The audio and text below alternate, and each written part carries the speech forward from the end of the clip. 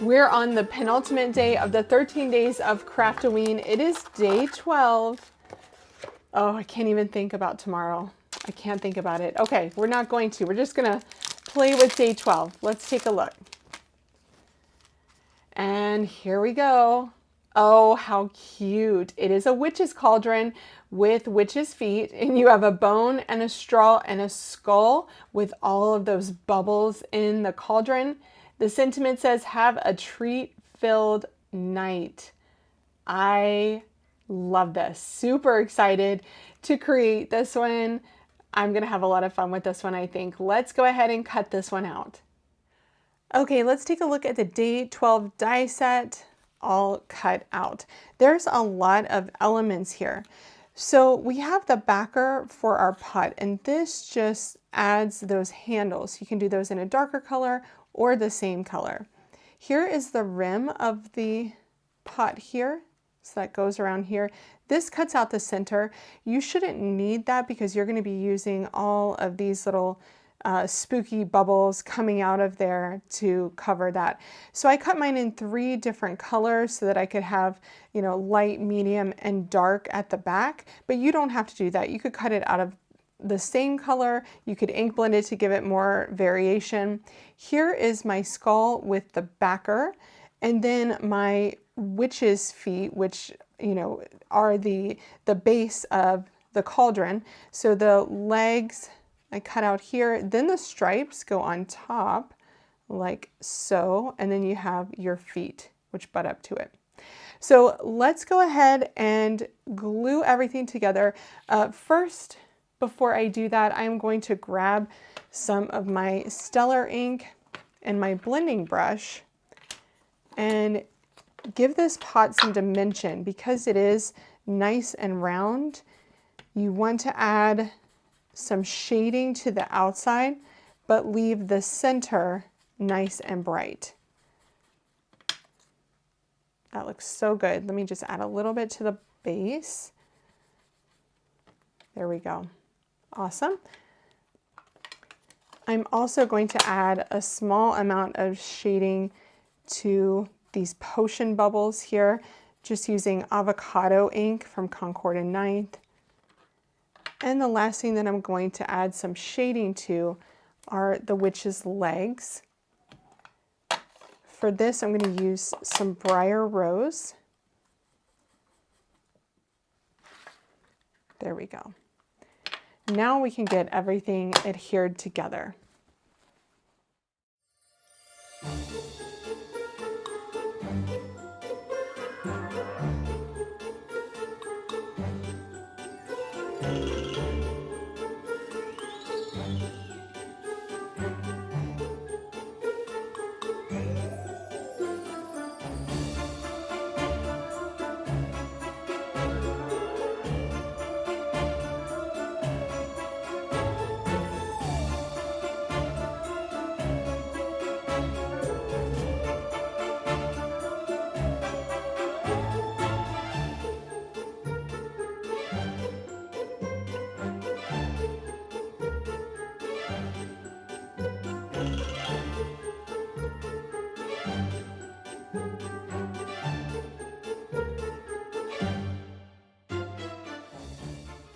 I really thought that this waterfall color would look fantastic with the greens and the purples that I have going for, so I want to use that for my background.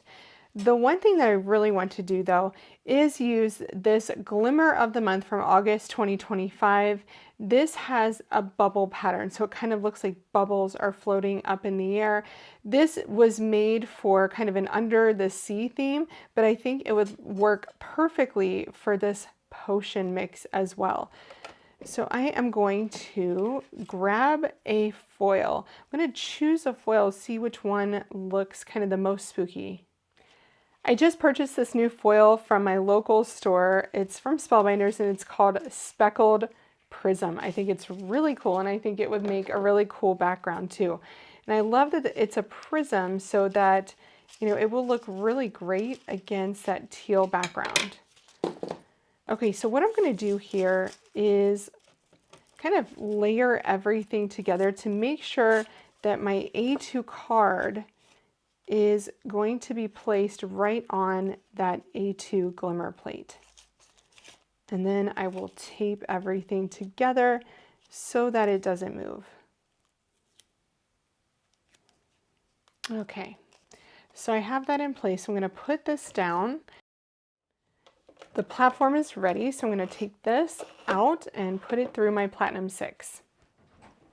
Okay, let's take a look at what we have.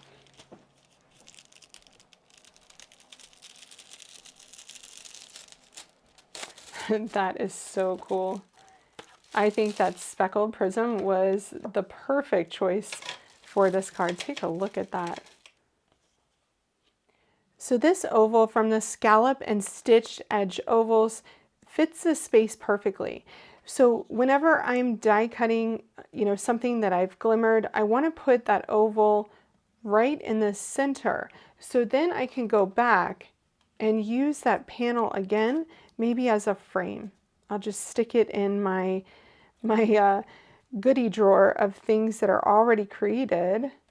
And I use that a lot in this series. Okay, so I'm going to run this through my die cutting machine. Okay, so now I have 2 usable pieces. That looks so cool up against there. And then I think it would look even better if we put it on black. It would have a really striking contrast there. So I'm going to add just a little tiny bit of black ink around the edges here.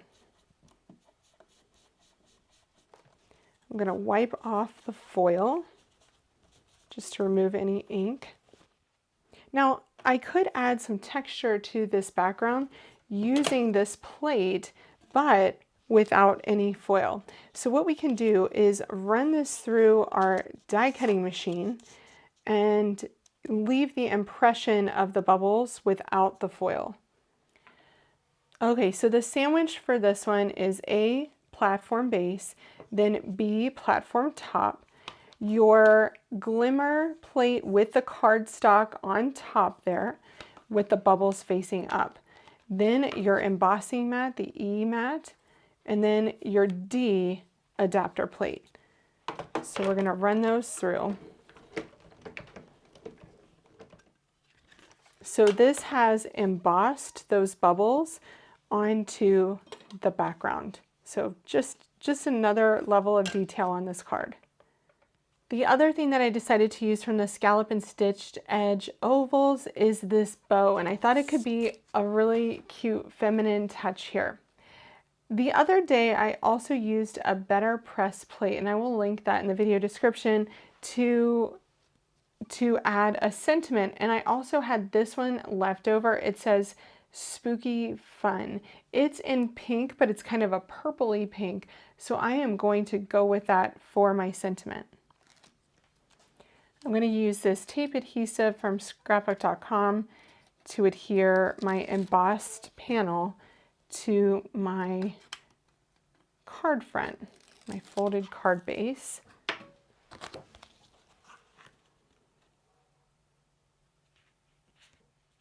And then I will use 1mm black foam adhesive to adhere my glimmered oval.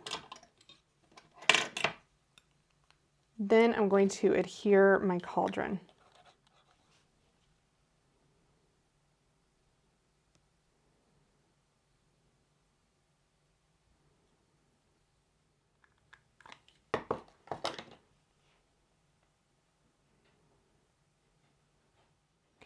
I think I'm going to put my sentiment right in here. I think that will look nice, kind of layered over the other elements instead of at the bottom.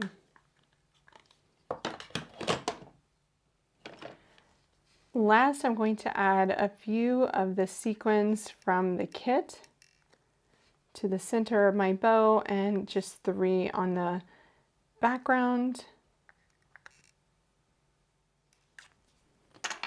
And that's going to finish off day 12 of the 13 days of Craftoween. How fun is that one? Thanks so much for joining me as I shared day 12 from the 13 Days of Craftoween Advent Calendar and the card I created with it. Although the kit is sold out at Spellbinders, check your favorite online or local retailer to find out if they have it in stock and discover all of the additional products that I used to create this card in the video description below. Be sure to subscribe to my channel and hit the bell to turn notifications on so that you won't miss the rest of my Craftoween videos, and leave a comment letting me know what you think about this card. Thanks so much for watching and happy creating!